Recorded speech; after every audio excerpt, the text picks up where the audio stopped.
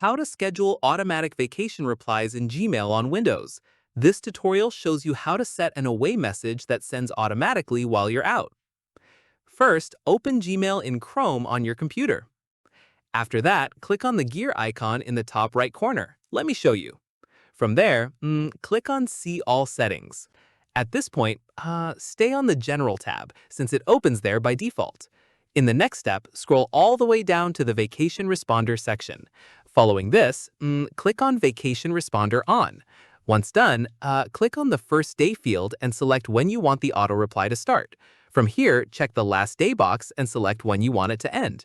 At this stage, type a subject and message for your away reply in the fields provided. Following this, check the box next to Only send a response to people in my contacts if you want to limit who receives it. Keep in mind, Gmail only sends one auto reply per sender every 4 days, so repeated emails from the same person won't trigger it each time. Finally, scroll to the bottom and click on Save Changes once your dates and messages are set. And that's it. If this guide helped you schedule automatic vacation replies in Gmail on Windows, give it a like, subscribe for more Windows tutorials, and tap the bell icon for updates. See you in the next one.